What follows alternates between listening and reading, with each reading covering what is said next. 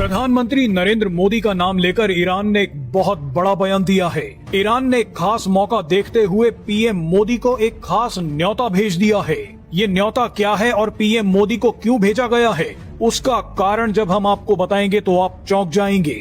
दरअसल ईरान के राष्ट्रपति मसूद पेजेश्कियान ने पीएम मोदी को अमेरिकी हमले में मारे गए सुप्रीम लीडर अयतुल्ला अली खामेनेई के जनाजे में शामिल होने के लिए बुलाया है।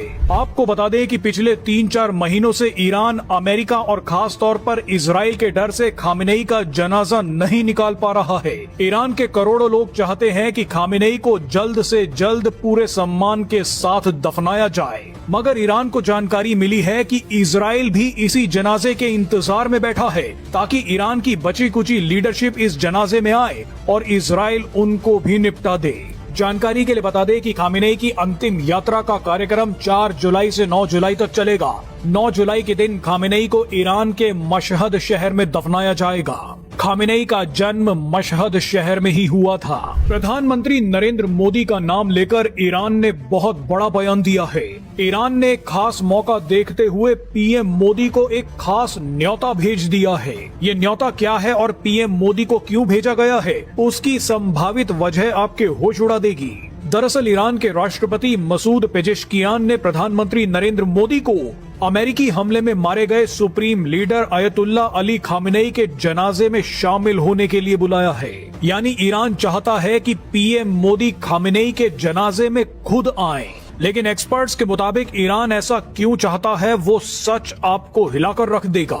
दरअसल पिछले 4 महीनों से ईरान, अमेरिका और खास तौर पर इजराइल के डर से खामेनेई का जनाजा नहीं निकाल पा रहा। ईरान के करोड़ों लोग चाहते हैं कि जल्द से जल्द खामेनेई को सम्मान के साथ दफनाया जाए, लेकिन यहाँ पर असली खेल ये है कि खामेनेई को दफनाने की जितनी जल्दी ईरान को है उतनी ही जल्दी इजराइल को भी है। खबरों के मुताबिक इजराइल भी चाहता है कि खामेनेई का जनाजा जल्द से जल्द निकले ताकि ईरान की बची कुची लीडरशिप इस जनाजे में आए और इजराइल को उन्हें भी निपटाने का मौका मिल जाए। लेकिन अब अचानक ऐसा क्या हुआ है कि ईरान जल्द से जल्द खामेनेई का जनाजा निकालना चाहता है। दरअसल अमेरिका के साथ बातचीत के चलते ईरान को पिछले 4 महीनों में पहली बार 50% उम्मीद जगी है कि खामेनेई के जनाजे में अमेरिका तो फिलहाल कुछ नहीं करेगा, लेकिन 50% टेंशन अभी भी इजराइल की है, क्योंकि इजराइल इस जनाजे में बड़ा एक्शन ले सकता है। ईरान की मुश्किल ये है कि इजराइल तो आजकल अमेरिका की भी बातें नहीं सुन रहा है।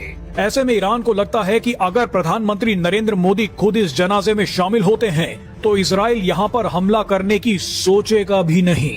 इजराइल कभी भी उस जगह पर हमला नहीं करेगा जहां पर पीएम मोदी मौजूद हैं। लेकिन सबसे बड़ा सवाल ये है कि क्या पीएम मोदी खामेनेई के जनाजे में जाएंगे।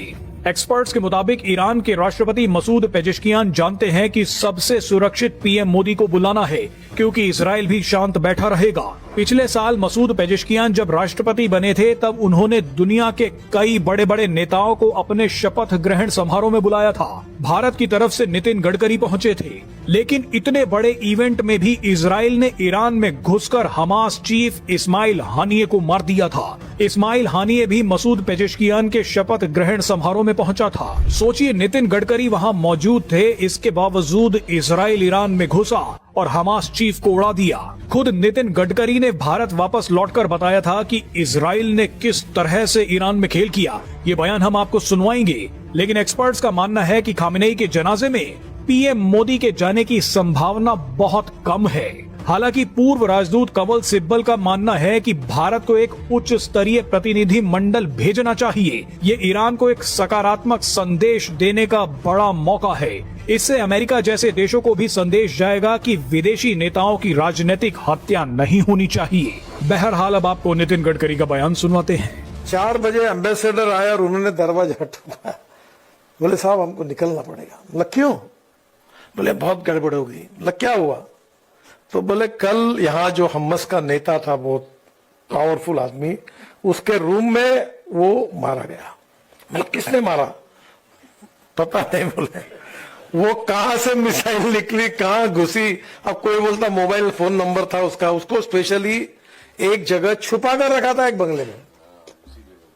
वहां जाकर उस रूम में जाकर वहां मारा।